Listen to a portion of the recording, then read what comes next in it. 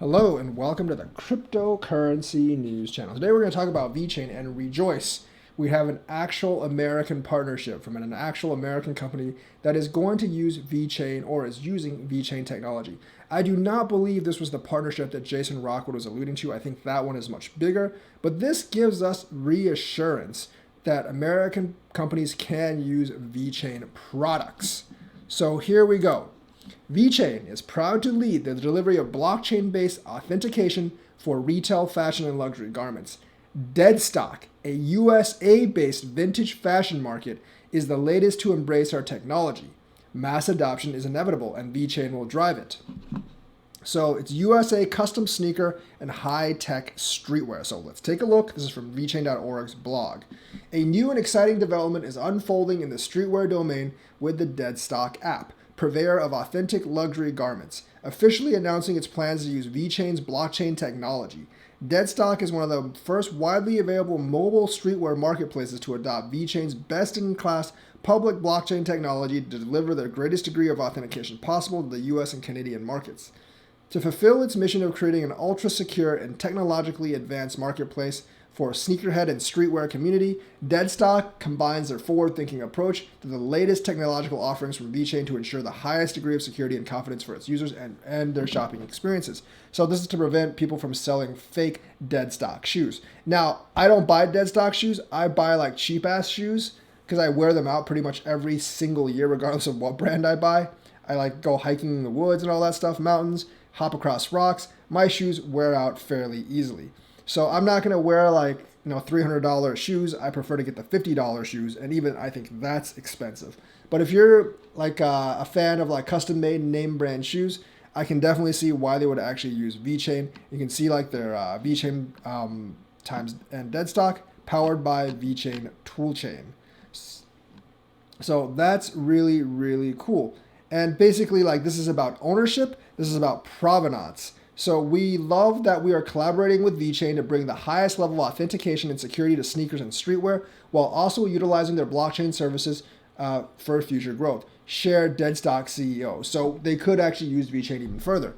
And his name is Brian Berber when sharing his thoughts about the new partnership.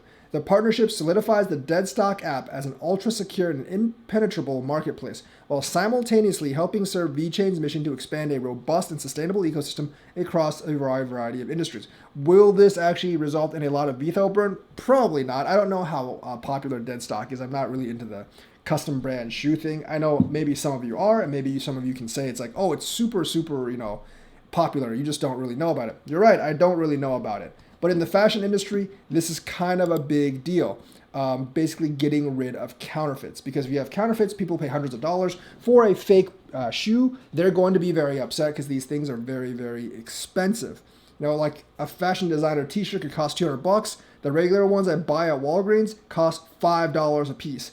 And I really couldn't tell you the difference between the two, honestly.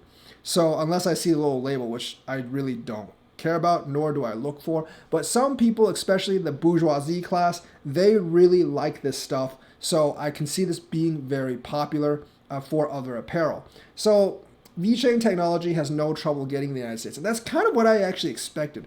It was never I don't think it's ever the American government that's the trouble. It's really the Chinese government that's the trouble.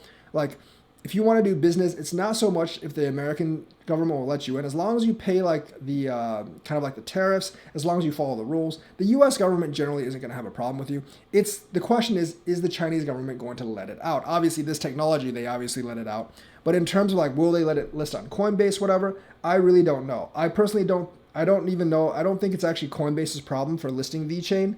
Because of like USA regulators. It could just be Chinese regulators don't want it listed on Coinbase for some reason. But although that seems unlikely as well, because like they actually have let Vechain list on Binance.us, Crypto.com, and other exchanges. My guess is that like I don't really know why. I think part of it is because Vechain is not ERC20. Part of it is because there's not a big enough demand for it yet that they actually haven't listed VET. Maybe they'll list VET after 2.0, but not being ERC20 has kind of been like bad for Coinbase system. Maybe Vechain should have stayed on Ethereum for a little longer until like Coinbase listed it and then come off once they actually listed, so they have to convert to VET or VIP. We don't really know that, but this just proves that there's really no problem for Vechain getting American partnerships. So that's the news for today. Let me know what you think. Like and subscribe and hit that bell notifications button. Thank you and have a nice day.